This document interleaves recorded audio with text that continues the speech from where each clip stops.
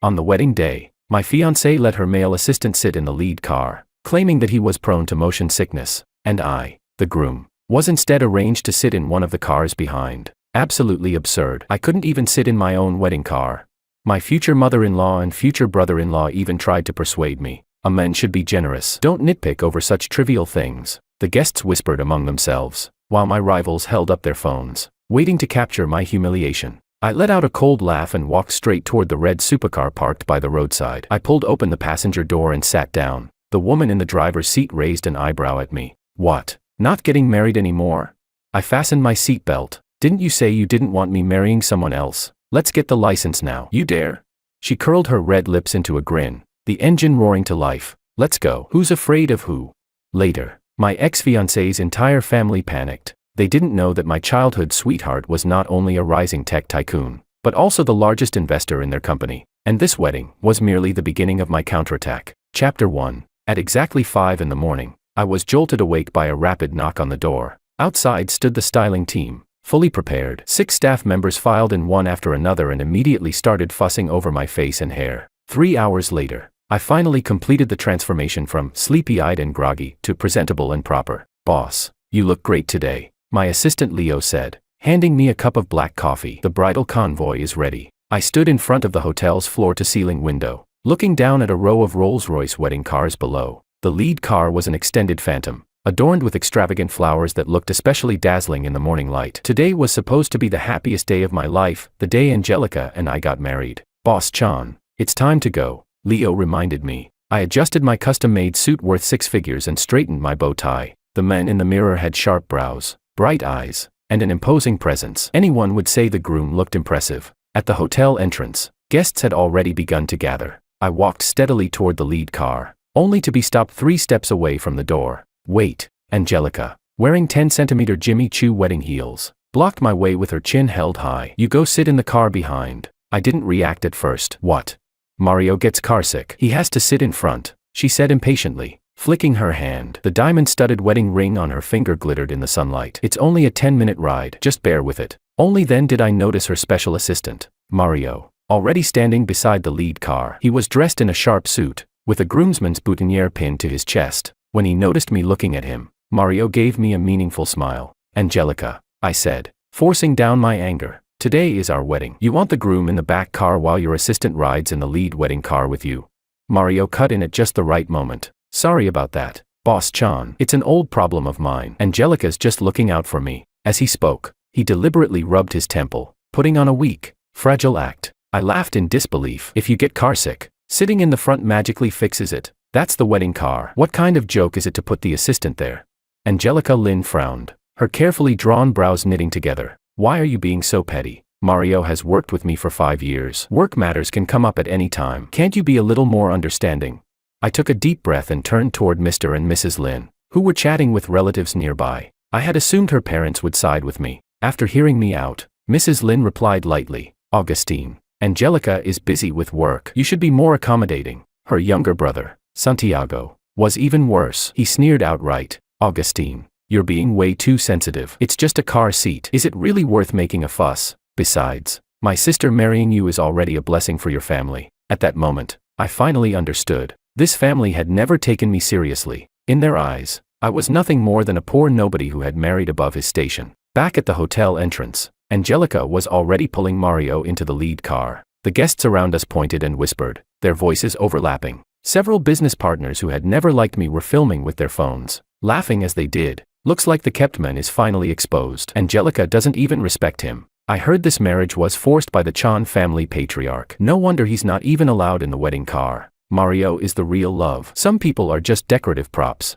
My gaze swept across the noisy crowd, until it stopped on a familiar flash of red across the street. A Ferrari SF90. Its sharp lines gleaming like a gemstone under the sunlight. The fine metallic particles in its paint shimmered softly in the morning light, perfectly mirroring someone's flamboyant yet restrained personality. Chapter 2. That was Susie's car. I could almost picture her in the driver's seat right now, long fingers resting casually on the steering wheel. Nails always painted the boldest, purest red. We'd known each other for so long that I could recognize her car from 300 meters away, and tell her mood just by the sound of the engine. My history with Susie dated back to the days when we were still running around in split-crotch pants. Our families were old friends. She was 3 months younger than me, yet always insisted on acting like the older sister. I still remembered when we were 6. To prove she was braver than me, she jumped off a 2-meter-high slide and ended up breaking her arm. I carried her on my back and ran halfway across the neighborhood to the hospital. She cried in pain the whole way, yet still threatened me not to tell anyone. More than 20 years was enough for 2 snot-nosed kids to grow into adults, and enough for a simple bond to turn complicated. In college, she went abroad to study while I stayed in the country, separated by a 12-hour time difference. We still kept our weekly video calls. She loved showing me the new sports cars she bought late at night, while I'd send her photos of terrible cafeteria breakfasts early in the morning. At some point, without either of us realizing it, the feeling changed. Maybe it was the time she came back and hugged me at the airport, saying, "I missed you so much." Maybe it was when my startup failed and she wired me $20 million without asking a single question. Or maybe it was that drunken night when she leaned on my shoulder and said, "If we're both still single at 30, let's just settle for each other." But we knew each other too well. People say marriage is the grave of love. For others, it might be a joke, but for us, it was a brutal truth. I was afraid of losing her, so I chose to maintain the status quo. When my grandfather fell seriously ill and said his last wish was to see me married, the first person I thought of was actually Susie. "Susie, how about we stop right there?" She was painting her nails at the time. Didn't even look up. "Augustine, don't marry me out of pity." So in the end, I chose Angelica, a perfect match in status, someone my grandfather liked, and most importantly, safe. Unlike Susie, marrying Angelica wouldn't change anything. There was no decades-long emotional debt between us. When I told Susie the news, she was trying on a wedding dress for her cousin's wedding, as a bridesmaid. In the mirror, she was stunning. The pure white gown made her look like an angel. She froze for 3 seconds, then smiled. "Congratulations." But I knew she was lying. That night, she sent me a message. "You and Angelica aren't right for each other." Then came a screenshot of a plane ticket. She was flying to Switzerland the next day. She said she wouldn't attend today's wedding, but I knew she would. This stubborn, contradictory woman. And sure enough, the red Ferrari was quietly parked in a corner across the street. Under everyone's astonished gaze, I strode toward the supercar. Gasps rose one after another behind me. I knocked on the Ferrari's window. The window slid down slowly, revealing Susie's exquisite, cool-toned face. Her makeup was heavier today, sharp eyeliner, lashes perfectly defined. Her red lips looked as though they'd been dipped in blood, making her skin appear even paler. Sunlight filtered through the leaves, casting mottled shadows across her face. Only her eyes betrayed her. She didn't look well, like she'd been crying. "What?" She raised an eyebrow at me. "Not riding your wedding car and coming over to mine instead?" I pulled open the door and sat in the passenger seat. The familiar scent of her perfume enveloped me. She'd been using it for 10 years, the top notes lemon, the base notes sandalwood. Even the seat was adjusted to the position from the last time I rode in her car. "Didn't you say you'd liked me for years?" I fastened my seatbelt and turned to look at her. "Let's go get our marriage license now." "You dare?" Her hand paused for a moment. Then she laughed. "Are you insane? Today is your wedding." Her tone was light, but I knew she was nervous. Her earlobes had turned red, her telltale sign when she lied. I briefly explained what had happened with the wedding cars. When I mentioned Angelica letting Mario, her assistant, sit in the lead car, Susie's brows knitted tighter and tighter. After I finished, she stayed silent for a long time. "I told you before," she finally said softly, almost like a sigh. "Angelica isn't right for you." "Forget that." I reached out and grabbed the hand she had resting on the gearshift. It was ice cold. "Right now, let's get married. Do you dare?" Susie turned her head and stared straight at me. Suddenly, her red lips curved upward as she slammed her foot down on the accelerator. The 5 million yuan supercar let out a thunderous roar. Like a beast awakening, the force slammed me back into my seat as the scenery outside blurred into streaks of color. "Let's go." Her voice was carried by the wind, fierce and reckless. "Marriage license it is. Who's afraid of who?" In the rearview mirror, I saw Angelica lifting her wedding dress and chasing after us, while Mario stood there, completely stunned. The guests descended into chaos. Chapter 3. Susie and I sped all the way to the Civil Affairs Bureau. Early summer sunlight streamed through the glass curtain walls, spilling onto the polished marble floor that gleamed like a mirror. The entire hall was empty, with only a few staff members chatting idly. I was still wearing my suit, still had the groom's red corsage pinned to my chest, when the two of us burst in so abruptly. Heads immediately turned our way. "Aren't you already getting married?" one of the staff members asked in surprise. "Why are you registering?" I tore off the red corsage in one swift motion. "Not anymore." ID cards, household registration books. The staff member didn't say much else and went straight into routine mode. When Susie pulled her documents out of her clutch, I noticed her fingers were trembling slightly. What are you staring at? She shot me a glare, though the tips of her ears quietly turned red. The entire process went unbelievably fast. When the steel seal came down with a crisp click on the marriage certificate, Susie and I both froze for a moment. The staff member handed us 2 little red booklets and smiled. Congratulations to you both. Stepping out of the Civil Affairs Bureau, the early summer breeze brushed against my face, carrying the sweet scent of blooming locust flowers. Susie lowered her head, staring at the marriage certificate. Her eyelashes cast soft shadows under the sunlight. Suddenly, she reached out and took my hand, our fingers interlocking. Where to? She tilted her face up, a teasing curve at the corner of her lips. Want to book a room? I nearly choked on my own saliva. Isn't this moving a bit fast? We haven't even kissed yet. Susie's face flushed instantly, the pink spreading all the way down her neck. She stomped hard on my foot, yet still clutched the marriage certificate tightly. We're legally married now. Her voice was fierce, but her eyes kept darting away. Seeing her like this, my nerves suddenly vanished. All right then, let's go. Susie fumbled for her phone, getting ready to book a hotel, her fingers flying across the screen. Watching her reddened earlobes, I suddenly thought this version of Susie was unbearably adorable. Forget it, I said, pressing down on her hand. Let's go home first. I took her to the villa on the outskirts of the city. I'd started preparing this place half a year ago, personally overseeing every single detail. Susie stood in the entryway, eyes wide. It was originally meant to be a surprise for Angelica, I explained with a bitter smile. But now that I think about it, maybe subconsciously, before I could finish, my phone started vibrating like crazy. The name Angelica kept flashing on the screen. I answered, my voice cold. What is it? Augustine, where are you? Angelica's voice trembled with sobs. The wedding is about to start. Everyone's waiting. I walked over to the floor-to-ceiling window, looking out at the roses in full bloom in the garden. There was a time when Angelica truly did everything she could to pursue me, to win my grandfather's favor. She endured disgust and personally took care of the old man's filth and needs. On the bund, she spent a fortune setting off 999 fireworks just to confess to me.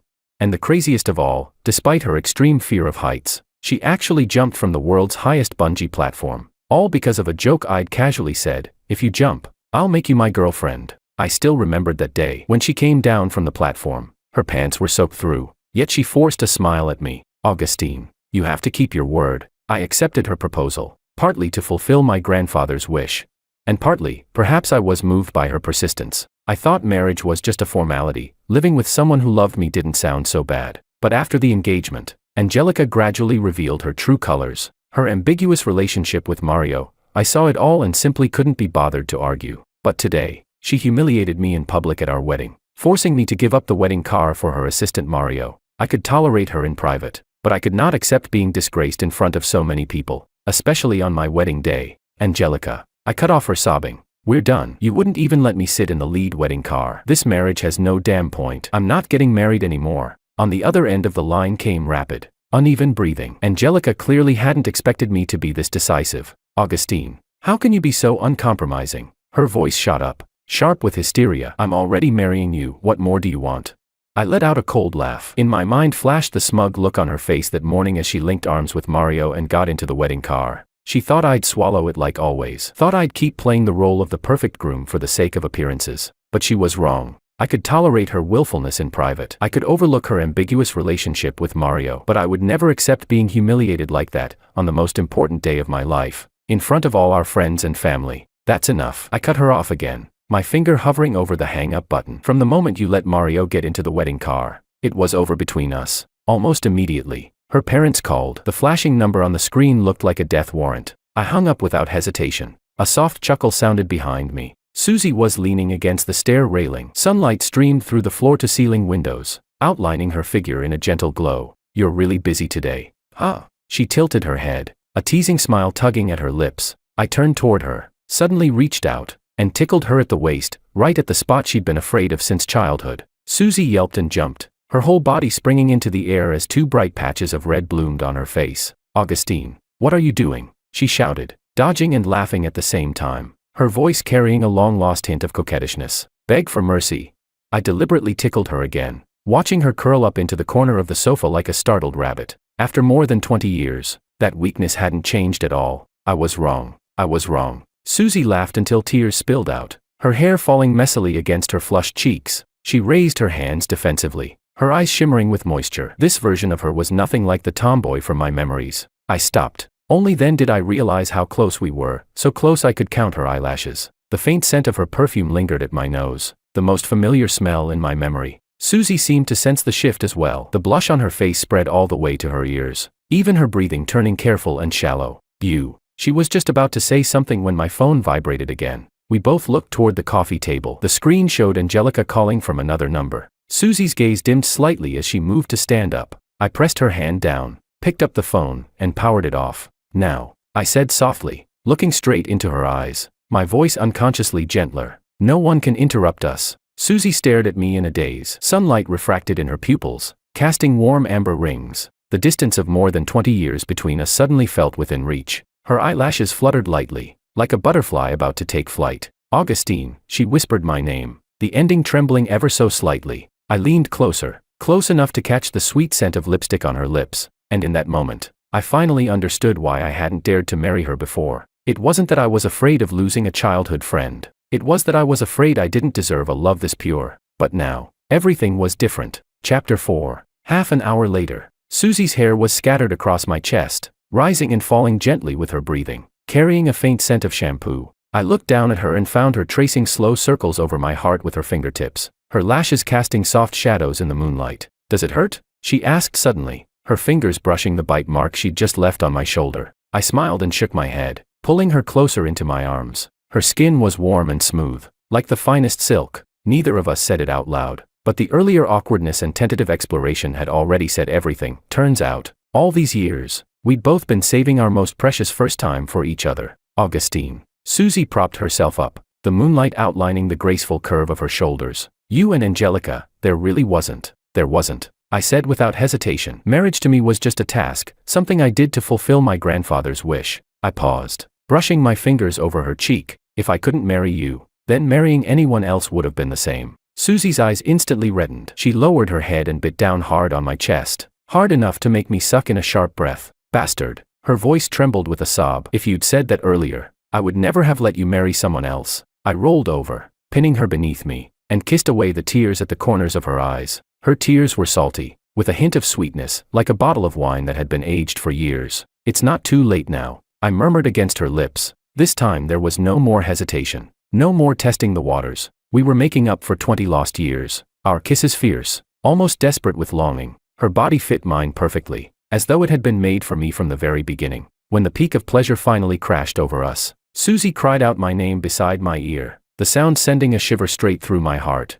Afterward, she curled up in my arms like a well-fed cat. I gently stroked her smooth back, feeling her steady breathing. "Augustine," she said suddenly, laughter in her voice. "What do you think Angelica would do if she knew about us?" "She deserves it." I kissed the top of her head. "From the moment she let Mario get into the wedding car, she should have known this was coming." Susie laughed out loud, her fingers tracing circles over my abs. "So what now? The whole city knows you ditched your wedding." "Good." I tightened my arm around her. "Let them all know that I, Augustine, married Susie, the only woman I've ever loved in 20 years. By noon, Susie lay lazily sprawled across the bed, her fair back still marked with a few suggestive red traces. She stretched, and the silk sheet slipped off her shoulders, revealing a tantalizing glimpse of skin. "Augustine." She rubbed her stomach, her voice soft and playful. "Let's go eat. I'm starving." Only then did I realize that from early morning until now, we hadn't had a single drop of water. Not to mention the intense exercise earlier, it had burned as much energy as running a marathon. Right on cue, my stomach growled in protest, making Susie giggle uncontrollably. In the bathroom, warm water washed away the fatigue clinging to my body. I looked at myself in the mirror. The bite mark Susie left was still visible on my shoulder, and couldn't help smiling. That expensive wedding suit had been tossed casually into the laundry basket. Now, dressed in a simple white t-shirt and casual pants, I felt lighter than I had in a long time. "Hurry up," Susie urged from outside the door. She'd already changed, denim shorts and a camisole, showing off her long legs. She looked nothing like the tomboy from my memories. Once we were in the car, Susie buckled up and tilted her head at me. "So, where are we eating?" I turned the steering wheel, suddenly struck by inspiration. "June Blossom Hotel." Seeing her puzzled look, I explained. "Today was supposed to be my wedding. I booked the entire hotel, spent a fortune on it, would be a waste not to eat there." I regretted the words the moment they left my mouth. The timing was awful, but instead of getting upset, Susie froze for a second, then her eyes lit up, and a sly smile slowly spread across her face. "You really are something else," she laughed, slapping her thigh. "Let's go." Let's go. Perfect chance to see your wedding scene. She pulled out her wallet, suddenly looking very serious. I should give a cash gift. I stared at her in disbelief. A cash gift? Wouldn't that be losing even more money? But Susie mysteriously pulled out a few crumpled bills from a hidden pocket and counted them carefully. 38. Just right. Looking at the pitiful stack of change in her hand, I instantly got what she meant. 38. Isn't that basically an insult? Author's note, 38 is slang for a gossipy, nosy busybody. This crazy girl always manages to be on the same wavelength as me when it comes to things like this. The afterglow of the setting sun streamed through the car window, falling on her smiling profile, and all of a sudden I felt that perhaps it was the shared streak of madness deep in our bones that had brought us to where we are today. Things that look absurd in other people's eyes feel perfectly natural to us. Buckle up, I said as I stepped on the accelerator. The sports car let out a pleasing roar. I'm taking you to our wedding banquet. Susie burst into laughter, leaning forward and back, casually tying her long hair into a ponytail and revealing the smooth curve of her neck. Chapter 5. The crystal chandeliers of June Blossom Hotel lit up the entire ballroom, while the soft wedding march continued looping through the speakers. Susie and I blended in among the guests, watching the absurd scene unfolding on stage. Angelica stood alone beneath the floral arch. The MC was passionately spinning a lie about how the groom had been in a sudden car accident. Puffed. Susie covered her mouth and snickered into my ear. Your ex-fiancée isn't a bad actress. Look at that pitiful little expression. I nudged my sunglasses up slightly and watched Angelica fidget on stage. She kept glancing anxiously toward the entrance of the ballroom, fingers with carefully manicured nails clenched tightly around the bouquet. Her expensive wedding gown shimmered under the lights. The MC went on and on, praising the groom's loyalty and devotion to love, so much so that I nearly sprayed out the champagne I'd just taken a sip of. I can't watch this anymore. I took off my sunglasses and stood up, ignoring Susie's surprised look. Wait for me here. Weaving through the clinking glasses and chatting guests, I strode straight toward the stage. The room gradually fell silent. Someone recognized me and sucked in a sharp breath. Angelica whipped her head around. Her beautifully made-up face lit up with joy, then quickly shifted to confusion as she noticed my casual outfit. I wasn't in a car accident, I said, taking the microphone from the MC. My voice echoed through the hall. I'm right here. The entire room erupted. Angelica's parents rushed over from the head table. Her mother's shrill voice pierced the air. Augustine, have you lost your mind? Do you have any idea how worried we were? Angelica lifted her skirt and ran toward me, tears welling in her eyes. I knew you wouldn't abandon me. She lowered her voice. Are we getting married or not? Stop messing around. Okay. I took a step back, avoiding the hand she reached out, and swept my gaze over the packed ballroom. Thank you all for taking the time to attend my wedding, I said into the microphone, my tone eerily calm. But unfortunately, I have to inform everyone that my engagement to Angelica has been cancelled. The ballroom instantly exploded with noise. The reason is very simple, I continued. Even on my wedding day, I wasn't allowed to sit in the lead wedding car. She insisted on sitting there with her assistant instead. Since that's the case, I'll grant them their wish. I glanced toward the corner, where Mario stood frozen, his face deathly pale. Angelica finally snapped back to reality, her delicate features twisting in disbelief. Augustine, what do you mean by that? I ignored her shrill voice and turned back to the guests. Today's banquet is on me. Please eat well and drink freely. Only then did people really notice my outfit, plain t-shirt and jeans, completely out of place at such a lavish wedding. The murmurs slowly shifted into criticism directed at Angelica. Fingers began pointing, and whispers about her relationship with Mario spread through the room. Augustine, are you crazy? Angelica grabbed my arm tightly, unwilling to let go. All this over something so small. Do you know how much I've sacrificed for you? Her voice suddenly rose, tinged with tears. I turned down invitations to Paris Fashion Week, rejected Milan runway shows, all to prepare for this wedding. I coldly pulled my arm free and looked at her. Her carefully styled curls were coming undone, and creases had formed in her expensive custom gown from all the frantic movement. The woman I once thought elegant and composed now looked more like a street shrew throwing a tantrum. A small thing. I let out a soft laugh, my eyes flicking toward Mario in the corner. Letting your assistant take the lead seat in the wedding car is a small thing. Do you take me for an idiot? What nonsense are you talking about? Angelica suddenly raised her voice and turned to the guests. Everyone, don't listen to him. Mario and I are purely professional. He just takes good care of me, buys me gifts and things. And you, Augustine, you never even gave me a decent Valentine's Day present. Chapter 6. I was genuinely taken aback. On every holiday and special occasion, when had I ever failed to give her gifts? And now she was claiming I'd never given her anything. I glanced at Mario. His gaze froze for a split second. Under everyone's eyes, he started rubbing his hands nervously. That small gesture only confirmed my suspicion. I spoke slowly and clearly. making sure every word reached everyone present. Last Valentine's Day, I spent 280,000 yuan at auction on that limited edition Hermes crocodile skin bag, and asked Mario to deliver it to you. And on your birthday, I had a Patek Philippe custom made through a friend in Switzerland. Your initials were engraved on the dial. As long as it was a holiday, I never missed a single one. Mario suddenly rushed forward. Angelica, don't listen to his nonsense. Enough already, let's not talk about this. Fine beads of sweat broke out on his forehead. Shut up, I snapped, cutting him off. Do you want me to pull up the bank transfer records? Last Qixi festival, I transferred 150,000 yuan to you and told you to buy that Cartier diamond necklace. I still have the receipts for the gifts I bought before. Want me to check the boutique sales records too? If I'm not mistaken, you pocketed all those gifts yourself, didn't you? Mario's legs began to tremble. He looked toward Angelica for help, only to find her staring at him with an unfamiliar, distant gaze. The assistant who had once been all meek and obedient in front of Angelica now stood exposed. Every layer of disguise stripped away. Angelica Lin let out a shrill scream. Mario, how dare you? She lunged forward, hand raised to strike him, but her parents hurriedly held her back. The entire banquet hall descended into chaos. Guests began whispering among themselves. My God, so Miss Lin's assistant has been skimming gifts all this time. No wonder she always complained at gatherings that Boss Chan wasn't romantic. The nerve on that assistant. I watched the farce coldly, surprised at how calm I felt. Augustine, Angelica's voice suddenly softened, filled with an unprecedented humility. I was wrong. I really didn't know. I had no idea it was like this.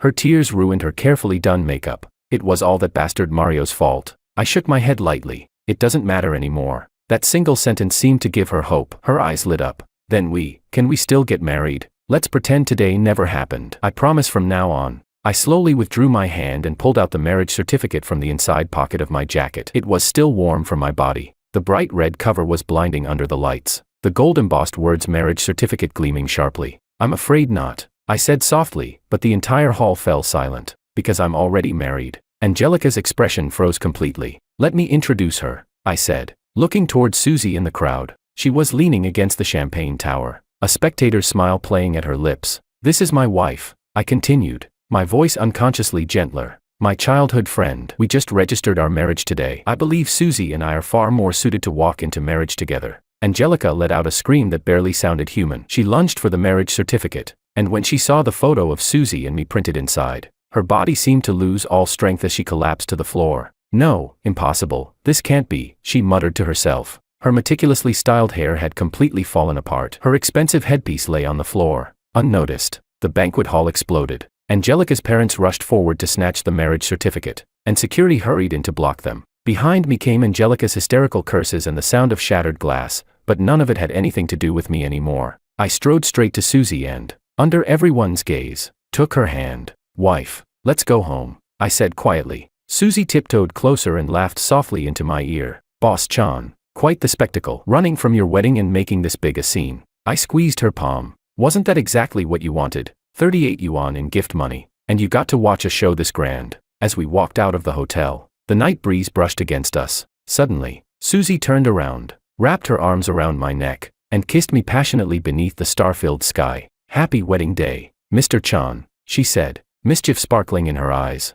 Now the whole city knows, the lady of Donghu Bay Villa has changed. I wrapped an arm around her waist, feeling the warmth and reality of her in my arms. At that moment, I found myself grateful for Angelica's stupidity. If not for what she'd done today, I might never have realized that the most beautiful love had always been within my reach. My future was right here, holding my arm as we walked toward the sports car parked by the roadside. Oh, right. Susie suddenly stopped and pulled an exquisite gift box from her bag. A wedding present. I opened it to find a Patek Philippe watch inside. On the back of the dial were engraved our names and today's date. I was originally planning to give it to you at your wedding, she said, blinking slyly. Guess it works even better as a wedding gift now. I burst out laughing and pulled her into my arms. This was my Susie, my childhood friend who never failed to surprise me. And now, she was my wife. Chapter 7. The next day, early morning, I arrived at Angelica's apartment. Standing at the door, looking at a space that had once felt familiar, I now felt nothing but estrangement. The living room was still decorated with remnants from yesterday's wedding. Balloons and streamers drooped lifelessly, like the wreckage of an absurd marriage.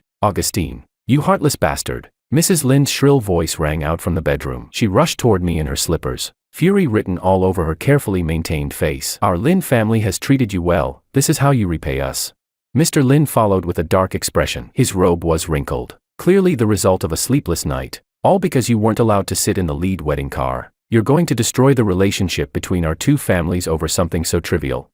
I calmly set my suitcase down. The metal wheels made a crisp sound against the floor. The sound seemed to jolt Angelica, who had been hiding in the bedroom. She suddenly shoved the door open and rushed out. She looked terrible, eyes swollen like peaches, her expensive silk nightgown rumpled, hair a tangled mess. She was nothing like the radiant bride from the day before. "Augustine," her voice was hoarse, deliberately softened. "Do you really have to be this heartless?" She tried to move closer, the smell of alcohol from the night before still clinging to her. "I know I was wrong. There's really nothing between Mario and me." I stepped aside, avoiding the hand she reached out, and walked straight into the walk-in closet. My suits were still hanging neatly inside. I pulled my clothes down and tossed them into the suitcase. Movements clean and decisive. "Augustine." Angelica suddenly raised her voice. "Aren't you afraid I'll really end up with Mario?" A calculating glint flashed through her eyes. "I know you still like me, otherwise you wouldn't be this angry." I stopped what I was doing and turned to look at her. In the morning light, the facade she had carefully maintained was completely shattered, leaving only resentment and panic. "Go ahead and be with Mario," I said, pulling a stack of documents from my briefcase. "But you'll probably have to wait a while." I handed the papers to her. "He's suspected of embezzling company funds. My lawyer has already filed a lawsuit." Angelica trembled as she took the documents. When she saw the amount involved, 487 million yuan, her face instantly went deathly pale. Her parents hurried over to look. Mrs. Lin let out a sharp gasp. Angelica had kept insisting that I never gave her gifts. Only now did it become clear just how much money Mario had intercepted and pocketed. "Oh, and one more thing," I continued, my tone as calm as if we were talking about the weather. "The 30 million yuan bride price. Now that the engagement is cancelled, by law it needs to be returned in full." That sentence exploded in the living room like a bomb. Mr. and Mrs. Lin froze on the spot. The documents slipped from Angelica's hands and scattered across the floor. This," Mr. Lin stammered. "Augustine, our families have known each other for so many years." Mrs. Lin suddenly lunged forward and grabbed my arm. "Augustine, that money was already used to buy a house for Xiaojia. For Auntie's sake, haven't I always treated you like my own son?" I gently pried her fingers off and took a step back, putting distance between us. "That has nothing to do with me. If I don't see the money returned within a week, expect a court summons." Angelica suddenly burst into hysterical laughter. "Augustine, you're ruthless." Her laughter was mixed with sobs. "For Susie, you won't even leave a shred of dignity for me." I didn't answer. I simply continued packing my luggage. Chapter 8. The framed photo in the study caught my attention. It was our engagement picture. Angelica was smiling sweetly in a white dress, while I stood beside her, looking more like an outsider than a groom-to-be. I took the frame down and casually tossed it into the trash. That action seemed to trigger Angelica. She rushed over, trying to grab it back. "What are you doing? That's our memory." "Memory?" I let out a cold laugh. "A memory built on lies is worth nothing." After packing the last item, I dragged my suitcase toward the door. Mr. Lin suddenly stepped in front of me. "Augustine, think this through. If you offend the Lin family, you won't have it easy in the business world." I stopped and turned to look at the three of them. In the morning light, the greed and calculation on their faces were impossible to hide. "Uncle Lin," I said calmly, "you might have forgotten, who was it that stepped in to save your company during the crisis 3 years ago? And do I need to remind you who pulled the strings behind the project your company is holding now? Since that's the case, don't blame me for not leaving any room." Mr. Lin's arrogance instantly collapsed. He staggered back 2 steps and dropped onto the sofa. The atmosphere in the apartment froze, as if even the air had stopped moving. Mr. Lin's well-maintained face flushed red, veins bulging on his forehead. He suddenly turned around and poured all his fury onto Angelica. "You useless thing." His voice was squeezed out through clenched teeth. He grabbed the crystal ashtray off the coffee table and smashed it onto the floor. The ashtray shattered across the tiles, shards flying everywhere. Mrs. Lin screamed and stumbled back. Angelica stood there in a daze, all the color draining from her face. She opened her mouth as if to explain, but her father's roar cut her off. "I spent so much effort raising you, gave you the best education, sent you abroad, just so you could end up fooling around with an assistant. Now look at this, 30 million in bride price to be returned, and that bastard Mario is facing a lawsuit. You've dragged the Lin family's name through the mud." Angelica's younger brother, Santiago, who had been hiding in his room, rushed out as well. He grabbed Angelica by the shoulders and shook her violently. "That 30 million was used to buy my wedding apartment. If it has to be returned, how am I supposed to get married? If my girlfriend's family finds out, they'll definitely call off the engagement." Angelica was shaken so hard she could barely stand. Her carefully styled hair fell messily across her face. Suddenly, she burst into hysterical laughter, the sound edged with something chilling and unhinged. Ha ha ha, now you're all blaming me. She flung her brother's hands away and staggered back a few steps. Who was it whispering in my ear every day that Mario was better than Augustine? Who told me to keep 2 men at once so I could squeeze out more benefits? Mr. Lin's face darkened even further. He raised his hand to strike her, but Mrs. Lin clung to him desperately to stop him. That sentence completely enraged Santiago. The spoiled young heir lunged forward and grabbed Angelica by the hair. You bitch, you screw yourself over and drag me down with you. Ah. Angelica let out a piercing scream. She fought back viciously, her long nails raking straight across her brother's face. Several bloody scratches instantly appeared on Santiago's cheek. He howled in pain. Mr. and Mrs. Lin rushed forward to break them apart, but the two out-of-control siblings knocked them around in the chaos. The living room descended into total mayhem. An invaluable vase toppled and shattered. The expensive leather sofa was torn open, and Mrs. Lin's carefully collected crystal ornaments lay smashed across the floor. I stood by the door, watching the farce coldly. Once upon a time, this family, glossy and respectable on the surface, had seemed perfect in my eyes. Now, every layer of pretense had been ripped away, exposing the ugliness beneath. I said nothing, simply lifted my suitcase. That movement seemed to shatter Angelica's last sliver of hope. The light in her eyes died instantly. Mr. Lin suddenly rushed up to me. Gone was his earlier rage, his face now plastered with a fawning smile. Augustine, look, can we talk this over again? We can return the bride price slowly. Or maybe let Angelica go apologize to you. I looked at him and found it absurd. For money, the Lin family was willing to throw away even their last shred of dignity. Uncle Lin, I said, gently pushing his hand off my shoulder. See you in court. With that, I turned and walked straight toward the elevator without looking back. Behind me came Angelica's hysterical crying, Santiago's furious curses, and Mr. Lin's enraged shouting. As the elevator doors closed, all those sounds were finally sealed outside. Chapter 9. The elevator descended slowly. I watched my own reflection in the mirrored wall. A 3-year relationship had ended in such an absurd way, yet I felt unexpectedly light. Stepping out of the apartment building, the early summer sunlight fell warmly on my shoulders. I took a deep breath. The air smelled of flowers and greenery, not the suffocating heaviness of that apartment just moments ago. My phone vibrated right on cue. A message from Susie popped up. Done yet? I've prepared a surprise for you at Donghu Bay. I couldn't help smiling as I replied. On my way. Please don't tell me you replaced all my suits with casual wear again. She replied instantly with a tongue-out emoji, followed by another message. What's in the closet is way more exciting than that. The ornate iron gates of the Donghu Bay villa slowly opened. As my sports car rolled into the private driveway, the setting sun wrapped the entire lakeside villa in a golden glow. Through the floor-to-ceiling windows, I saw Susie barefoot on the Italian-imported cashmere rug, holding up a champagne glass toward me. After parking, I took the steps 2 at a time. The fingerprint lock clicked open. The moment I pushed the door inside, the scent of roses enveloped me. Red roses airlifted from Ecuador filled the living room. Every bloom opened to perfection. Welcome home, Mr. Chan. Susie leaned against the spiral staircase, wearing nothing but one of my white dress shirts. The hem barely reached the tops of her thighs. She swirled the champagne in her hand, the amber liquid rippling seductively in the crystal glass. I loosened my tie, my Adam's apple bobbing unconsciously. This is the surprise you mentioned. Why the rush?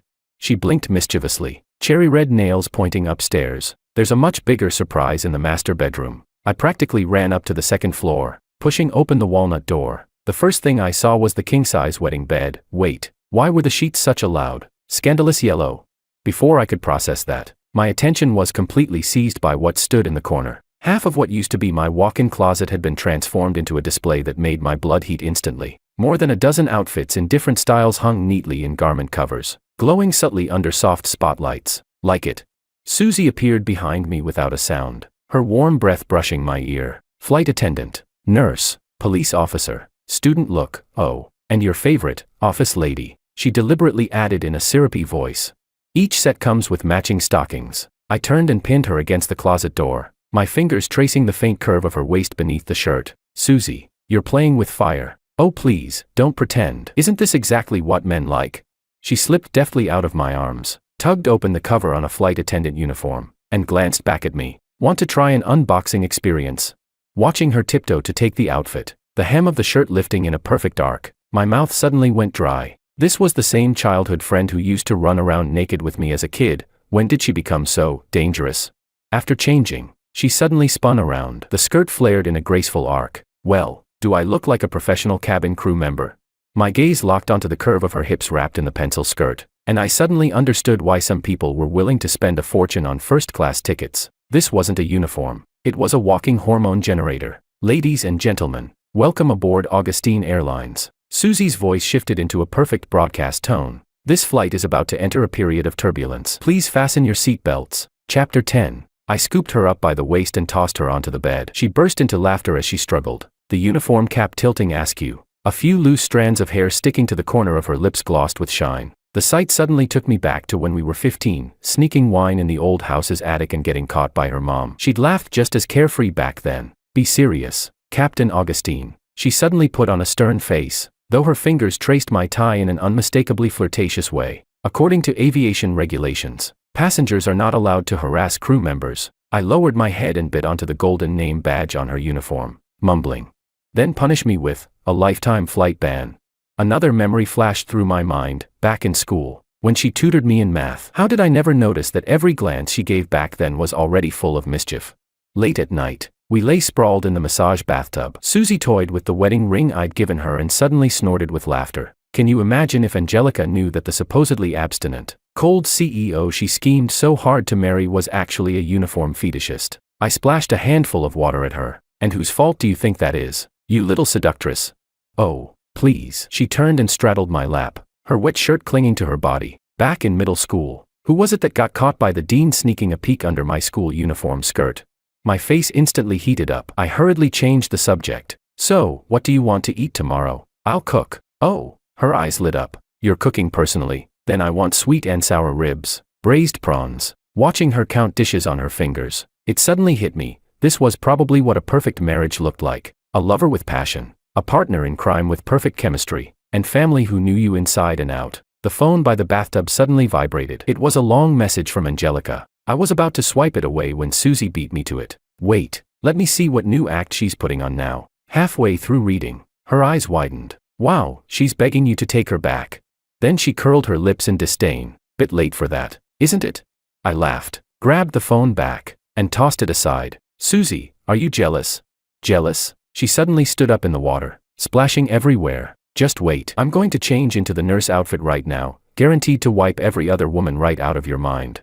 Watching her bare feet disappear toward the walk-in closet, I leaned back against the tub and laughed silently. Outside the floor-to-ceiling windows, the night waves of East Lake shimmered with moonlight like scattered silver. This was the life I wanted. Wine, moonlight, and someone willing to be crazy with me for a lifetime.